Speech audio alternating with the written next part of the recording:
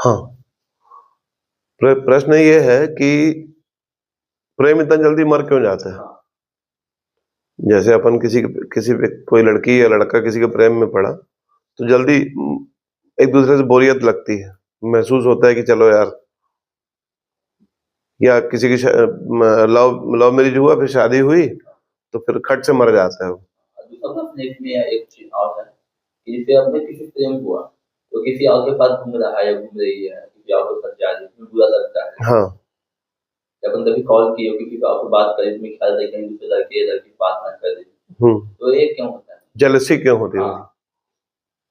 ये तो बहुत शानदार वो है, प्रश्न आ गया। तो पहले तो अपन समझते हैं कि प्रेम जो है ना,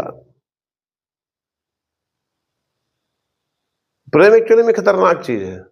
अगर आप ओवरऑल देखोगे ना तो प्रेम बड़ी खतरनाक चीज है। खतरनाक इस दृष्टि में है कि वो फूल जैसे है, कि फूल सुबह खिला, अब शाम तक वो मुरझा जाएगा। अब आप क्या सोचते हो कि फूल खिला है तो मैं तोड़ के घर ले आऊं, तो जो फूल शाम तक मुरझाने वाला था वो घर आगे 2 घंटे में मुरझा जाएगा। समझ गए आप?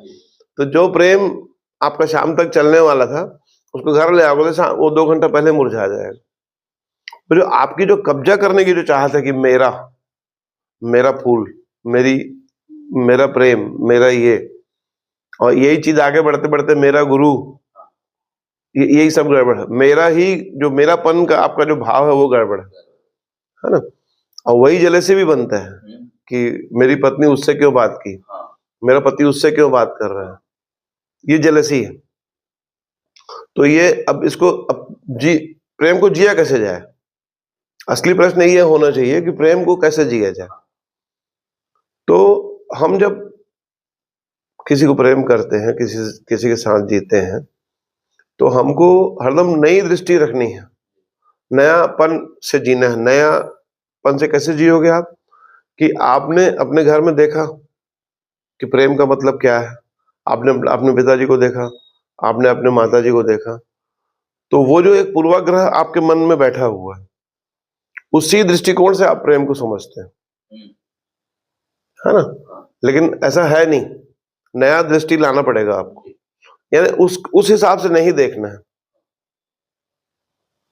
तो बड़ा मुश्किल है ये चीज कि नई दृष्टि लाओगे कहां से आप? दिक्कत ही है। तो दिक्कत ये है, वो आएगी जागरूकता से, वो आएगी अवेयरनेस से। तो यही समस्या हर बार आती है। पूरी दुनिया का कॉन्फ्लिक्ट ही यही है कि how to live with love.